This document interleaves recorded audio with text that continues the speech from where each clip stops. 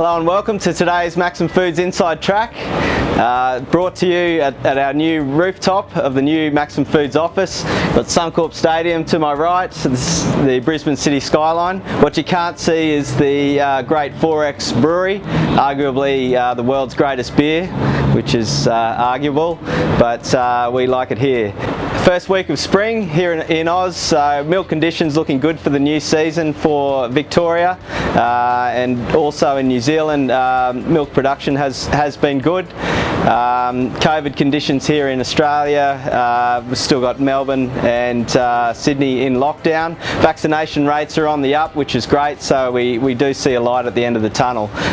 New Zealand, Auckland also in lockdown, but the same goes over there. Vaccination rates are on the up, so yeah, some promising signs ahead. Having a look at full cream, so full cream is remaining quite firm against some market sentiment. The derivatives market did predict that it would go up by about 3%, of which it did. However, yeah, Chinese participation, which has been around 65 to 70% over the last 3 months, was down to 40%, which represents that other markets, including Southeast Asia and the Middle East, were diving in to buy product.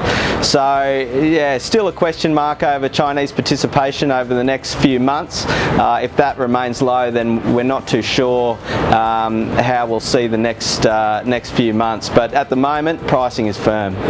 Moving across to skim milk powder. So skim milk powder saw a big jump last night at 7% on GDT. So a lot of that could be explained through lower milk flow in the EU. So EU pricing on skim firming. So a lot of buyers were jumping in on Oz and NZ products. So yeah, remaining very firm and probably looking to remain firm into the new calendar year. Having a look at butter and butter fat. So in the EU, demand remains relatively strong. Supply or milk flow in the EU is down a bit, so some buyers are coming into the market and keeping that pricing firm. In the US, there is signs of some strengthening in demand, in domestic demand for butter fat, so pricing is pretty stable there. In Oceania, we saw an increase on the GDT last night, so yeah, everything's pretty finely balanced with butterfat at the moment, so it'll be interesting to see what happens in coming months. And now on to cheese. In the US, market tone is steady to weak, so some good production over there in cheddar has probably counterbalanced some steady demand. In New Zealand and Australia, demand has weakened obviously in that food service side of things, but retail has propped that up, so reasonably balanced in here as well, so pricing remains pretty steady on cheese.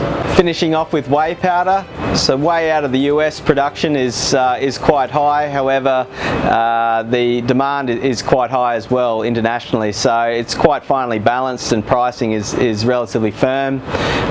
For WPCs and WPIs, the higher protein is in still very strong demand in India and China, so that has driven prices to record highs, and things don't seem to be slowing down in that respect. Just a reminder that there is a lot of turmoil still with international freight, so we are seeing a lot of inconsistencies with freight conditions around the world, so that is driving a lot of demand across all the commodities. So thanks very much for listening. Have a great fortnight and we'll see you again soon.